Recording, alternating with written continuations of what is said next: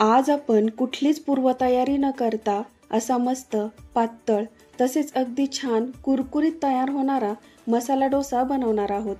यासाठी इथे डाळ तांदूळ न भिजवता तसेच पीठ न आंबवता अगदी झटपट फक्त रव्यापासून 20 ते 25 मिनिटात हा डोसा कसा करायचा हे बघणार आहोत।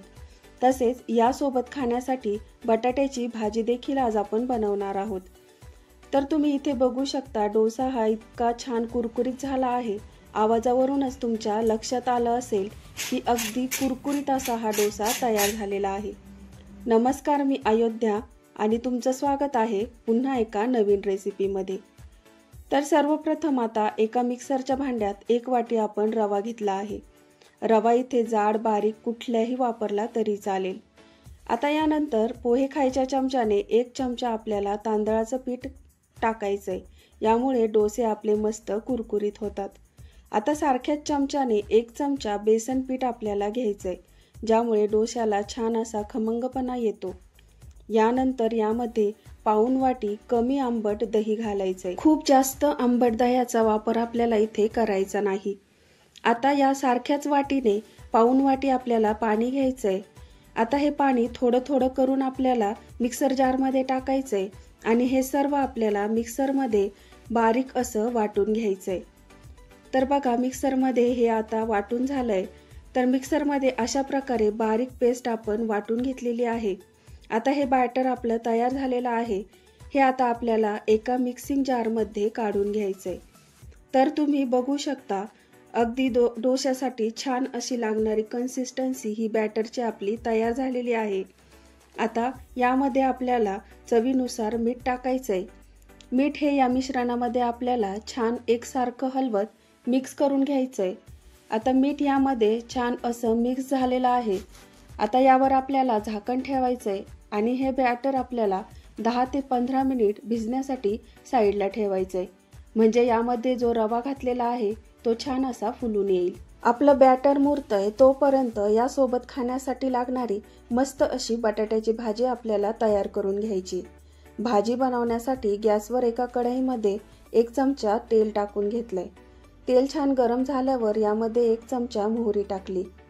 मोहरी छान तडतडल्यानंतर यामध्ये जिरे टाकून घेतलेत। जिरे इथे छान फुलल्यानंतर लगेचच यामध्ये 1 चमचा उडदाची डाळ टाकून घेतली। यानंतर यामध्ये कढीपत्त्याची पाने आपल्याला टाकून घ्यायची। हे सर्व आता मिनिटभर तेलामध्ये चांगलं परतून घ्यायचंय। आता यामध्ये एक मीडियम साईजचा उभा कापून घेतलेला कांदा आपल्याला टाकायचा आहे। यामध्ये लगेचच आता 3 ते 4 बारीक कापून घेतलेल्या मिरच्या टाकल्यात। आता हा कांदा आणि मिरची 3 ते 4 मिनिट कच्चेपणा जाईपर्यंत व कांद्याचा रंग असा सोनेरी बदलेपर्यंत आपल्याला छान असं परतून घ्यायचंय। आता 3 ते 4 मिनिटातच कांदा चांगला परतलाय, त्याचा रंगही बदललाय। आता यामध्ये आपल्याला अर्धा चमचा हळद पावडर टाकायची।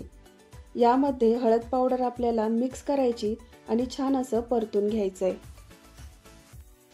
यानंतर आता यामध्ये लगेचच आपल्याला 4 ते 5 मध्यम आकाराचे मी इथे बटाटे उकडून घेतलेत, त्याची साल काढून घेतली आणि हे बटाटे अगदी बारीक चिरून घेतलेले आहेत। आता हे बटाटे आपल्याला यामध्ये टाकून घ्यायचे। यानंतर यामध्ये चवीनुसार आपल्याला मीठ टाकायचंय। आता बारीक चिरलेली कोथिंबीर टाकायची आणि यामध्ये मिक्स करून घ्यायची आहे। हलक्या हाताने बटाटा थोडासा मॅश करत करत ही भाजी आपल्याला परतून घ्यायची आहे। 1 ते 2 मिनिट आपल्याला व्यवस्थित एकसारखी हलवत मंद आचेवर ही भाजी चांगली परतून घ्यायची आहे। आता 1 मिनिटभर झालेला आहे। आता ही भाजी आपली परतून झाली आहे। गॅस बंद करायचा आणि मसाला डोश्याची ही भाजी आपली तयार झाली आहे। यानंतर आता डोसे कसे बनवायचे हे आपण पाहूया। तर इथे पीठ भिजवायला ठेवून आपल्याला 15 मिनिट झालेले आहेत। आता थोडंसं अगोदरपेक्षा पीठ हे आपलं घट्ट झालंय, कारण यामध्ये रवा वापरल्यामुळे रवा हा छान आता फुललेला आहे। यानंतर यामध्ये डोस्याला सुरेख असा रंग यावा यासाठी यामध्ये 1 चमचा आपण साखर टाकून घेतली आहे। आता यामध्ये मी साधारण 2 चमचे पाणी घातलंय।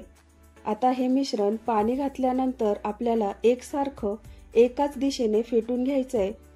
आता मिश्रण इथे छान असं आपल्याला पातळ तयार करायचंय, म्हणजे पळीने तव्यावर सोडल्यावर इझिली ते तव्यावर पसरलं गेलं पाहिजे। आता यामध्ये आपल्याला पाव चमचा इनो टाकायचा आहे। इनो घातल्यानंतर एकाच दिशेने फेटून घ्यायचं आहे। आता डोश्यासाठी लागणारं पीठ आता इथे तयार झालेलं आहे। आता आपल्याला याचे डोसे तयार करून घ्यायचे आहेत। तर आता डोसे बनवण्यासाठी इथे आपण तवा गरम करून घेतलाय। यावर आता थोडंसं आपल्याला पाणी टाकून घ्यायचंय। पाणी टाकल्यानंतर सुती कपड्याने हे पाणी आपल्याला पुसून घ्यायचंय, म्हणजे तव्याचं टेम्परेचर कमी होतं आणि डोसे टाकल्यानंतर पळीला पीठ चिकटत नाही। आता पीठ आपल्याला तव्यावर घालायचंय आणि एकाच दिशेने अगदी हलक्या हाताने गोलाकार फिरवत छान असा डोसा आपल्याला तव्यावर पसरवून घ्यायचा आहे। गॅसची फ्लेम आपल्याला इथे कमीच ठेवायची आहे। यानंतर गॅसची फ्लेम आपल्याला मध्यम किंवा मोठी करायची आहे आणि डोसा आपल्याला सोनेरी रंग येईपर्यंत तव्यावर शेकून घ्यायचा आहे। गॅस हा आता मध्यम आचेवर ठेवल्यामुळे छान कुरकुरीत असा डोसा आपला भाजला गेलाय। अशाच प्रकारे सर्व डोसे हे आपल्याला तव्यावर घालायचे आणि सर्व डोसे तयार करून घ्यायचे। बघा इथे छान असा सुरेख रंग हा डोस्यांना आलाय। अगदी कुरकुरीत असा आपला डोसा तयार झालाय। तर बघा तुम्ही बघू शकता किती छान असा डोसा आपला तयार झालेला आहे आणि यासोबतच बटाट्याची जी चटणी बनवलेली आहे ती चटणी ही अगदी छान अशी झालेली आहे।